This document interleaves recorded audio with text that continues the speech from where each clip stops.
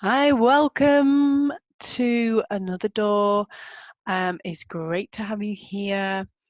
What we're going to do in the next 10 minutes, we're going to do very short bursts of questions and exercises that just help you when you're navigating through the shock of losing your job, being made redundant, or a door closing.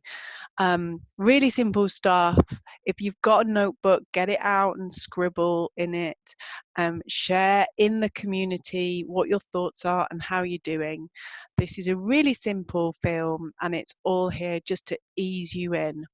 Obviously, you're here because something's happened, and this is the space to kind of help you just get your head around it. So, great to have you here. I'm going to just shrink this little film here so I'm not the important thing in all this. We've got to use the slides, don't we?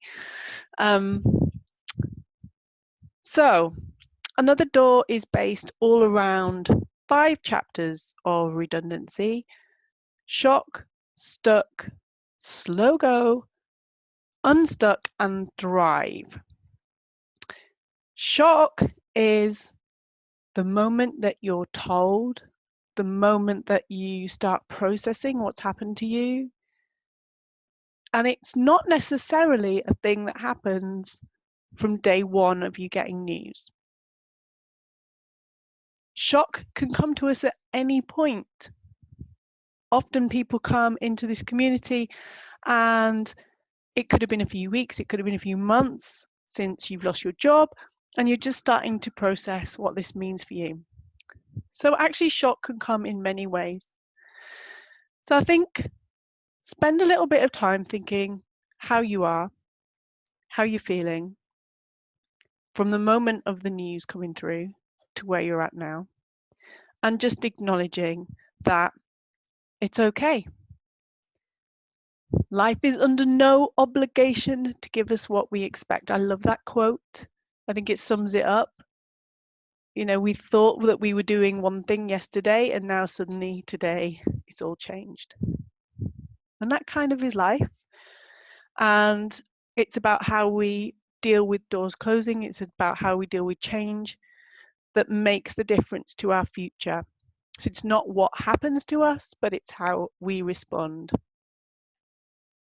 So right now, where are you at? Any of these words looking familiar, feeling familiar, all at once maybe? Write it down, really acknowledge it and accept that it's okay. It's completely normal to feel all of these things. I think it's sometimes quite useful to use the change curve that Elizabeth Kubler-Ross used. She actually used this curve to talk about grief. When you lose your job, it is a form of grief. So it's completely understandable. There might be this kind of curve that you go through while you're trying to deal with what happens. It's useful for us to work it through because it's based on human behavior and the psychology of what goes on in our minds. There's an element of denial and disbelief and looking for evidence if something's true. It could be maybe they'll change their mind moment, and then frustration that you can't get all the answers. There's lots of questions. The depression or the low bit of where you're just letting yourself kind of absorb what's happened and letting yourself be in that space for a while. And then you start to come out of it when you experiment, you make some decisions with what you're going to do, you integrate into that world. Well, that looks lovely and it's really useful and it's helpful for us to think about that. But really, sometimes our change curve looks a bit more like this. The curveball curve, not curve at all. It's many things at many moments. I'm angry, I'm hopeful, I'm worried, I'm sad, I'm excited, I'm confused. I don't know how I'm feeling. This could be a week, this could be a day, this could be an hour, this could be a minute. I don't know about you, but sometimes it feels that way. This is okay. This is how humans react. And it's okay to feel that. Don't put yourself under pressure to be positive all the time. You know, it's easy sometimes people give you the gift of cliche and they say, you know, keep positive, things will be okay, smile, you know, all of that stuff. That's all fine, but it's also okay to have lots of different emotions that you don't always have to express to everybody all the time. One day you might feel really down, but actually you're okay, you're just having a bad day. So I would say, actually, if you've got a notebook in front of you right now, draw your curve. Just draw, right, where am I at? I mean, draw today. How did you get up? How did you feel? What did you do this morning? What did you do lunchtime? What did you do this evening? Draw your whole day out. Draw your week out. Draw a curve that makes you, that helps you make sense of where you are now. It'll help you feel better, and it'll help you to take away pressure to have this positive stance. So what's on your mind right now? An empty cloud. Does it feel empty? Is there a million things going on in your head? The best thing to do is write it all down. There's going to be a theme here, you can tell, can't you? I'm going to keep saying, write things down, write things down. It's almost like you can shift whatever's going on in here and cluttering it all up and making it feel hard. You can shift it all and put it into a notebook, put it down on paper. It helps. So scribble down everything, anything that comes out. A great little exercise is just set yourself 5 minutes with a piece of paper and pen. You could be 2 minutes if 5 minutes feels too long, and write. Write and write and write. Just scribble things down that's coming out, questions, words, and don't stop. Don't let yourself overthink. Just write down anything, almost without thinking. Once your time's up, put it to one side, go and get a drink, come back, and then look at what you've written. What are the things that really shout from the page? What's really going on? What's driving your emotions? What are the things that are making you worry? What are the things that are making you excited? What are the things that are making you think a bit in a different way?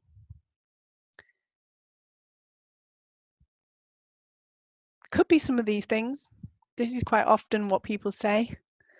Paying bills, telling people, just trying to process what's just happened, getting answers to things. If you've written down a few things in there really shouting out to you, then start to say, right, okay, what are the things in my control? What can I control now? And what do I have no control over? So paying bills. What are the things that, oh, my slides are getting ahead of me. Come back, slides.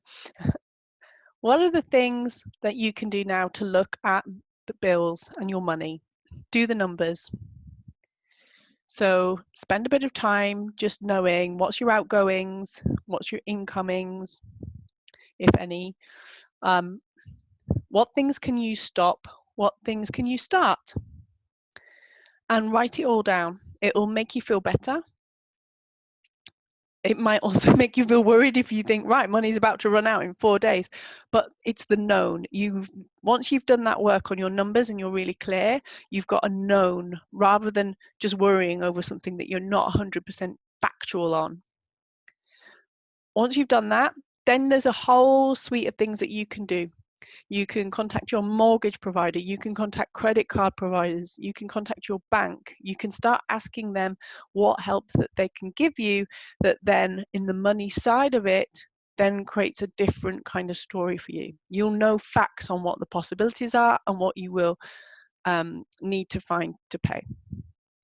From that basis, then you can then make some decisions on what happens next. Do you need to find a way of earning money quickly? Is there a different way? Or have you got time? What's your deadline to start earning money again? Telling people is sometimes something that comes up for people. If you've lost your job, you get worried about, the consequences for others in your network, in your family, in your friends. You worry if you're going to have an impact on what they're doing in their life. Or is it a shame thing? Some people are embarrassed about being made redundant or losing your job.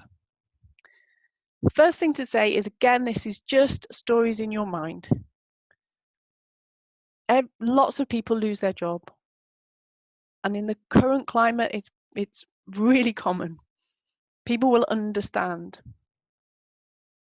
So telling people from a practical point of view and just the ability to share what's happened to you is one of the things that you just need to address. The final bit sometimes comes up is around what happens and what happens next. Sometimes there's legal things that you need to work through, there's administration, there is, the practical side of what happens, and it plays around in your mind. And again, you probably tell yourself bigger stories than what the actual facts are. So the bit to focus on right now is getting as much factual information as you can about your situation and trying not to worry about things that you don't know about. So until you know when your next day is that you need to earn money, you shouldn't, spend too much time worrying about it. You need to spend the time trying to work it out. There's lots and lots of things will be going around your head, and most of them will be what ifs and maybes. So the task for the next few days is to remove as many what ifs and maybes and questions as you can and think about the answers that you've got, and start sharing with people where you're at so you can perhaps join up a plan together to put some of it right or to think of ideas and solutions. All this time, remind yourself it's your role that was made redundant, it wasn't you. So whilst you're trying to be practical and put time in this, there could be a lot of self-doubt and self-belief and confidence as well going on in your mind. It's a time of conflict when you're trying to be practical, but there's so much other stuff going on for you inside. Just keep reminding yourself your role was made redundant, not you. You are still you with all your skills, all your talent. You probably have got skills and talent that you didn't even know you had. They're hidden. They're about to come to the top of surface. And you're going to discover that, there's so much more to you than you ever knew. But give yourself time at this space just to be in that moment of, okay, practical side, what have we got on the table? You're in control from now on. So no one's going to come along with a magic wand. No one's going to come along with any more news that can throw you. You are in control with how you respond to this. You're not going to be done to anymore. You're going to take whatever comes along and you're going to make decisions about how you respond to it. So you are now in control. That's got to feel a little bit good.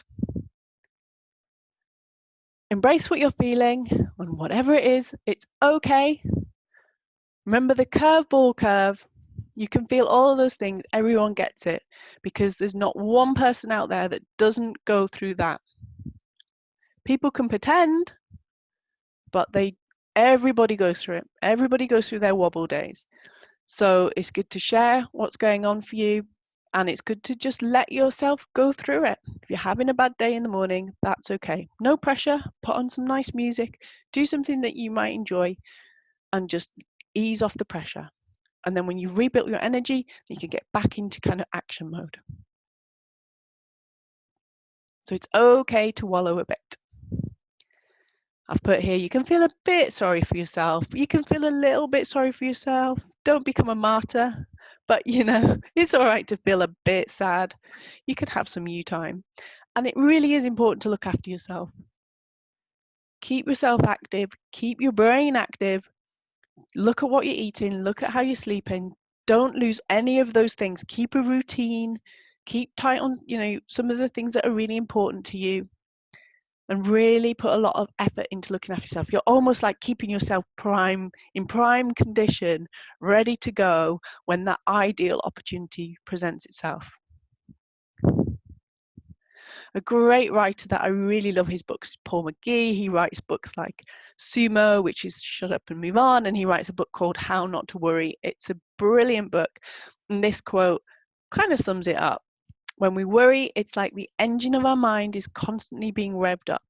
Worry and anxiety don't allow us time to switch off and rest. They don't allow us time to enjoy the journey. When I first read that, I thought, enjoy the journey. I've just lost my job. I can't enjoy it.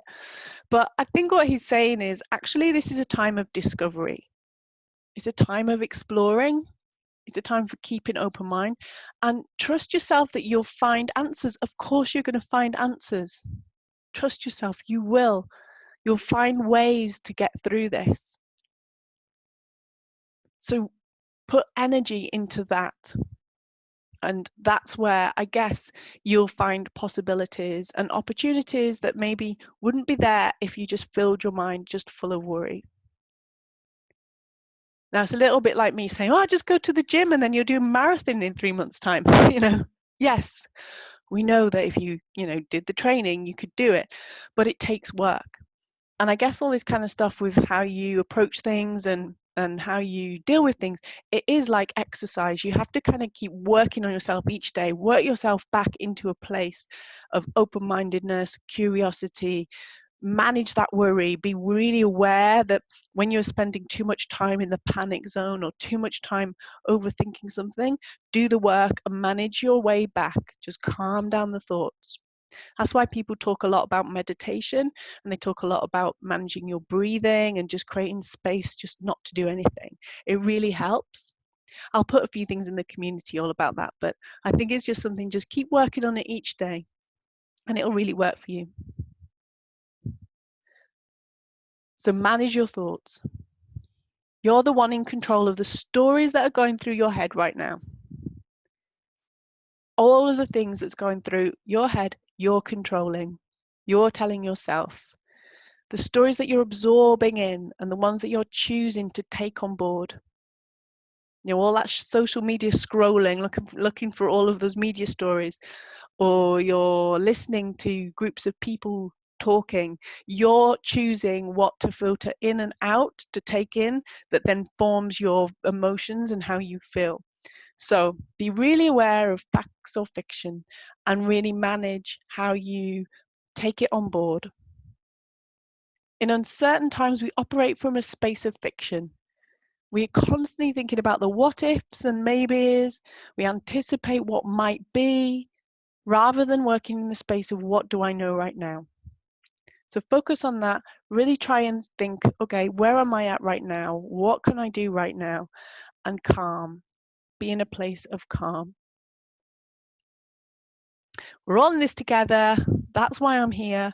Please shout how we can help. That was just a really quick exercise to get your notebook out, scribble away some questions perhaps to think about, a few exercises to work on. Thank you for listening, and we'll be back online with another short, sharp exercise to help you in the stuck phase. Thank you.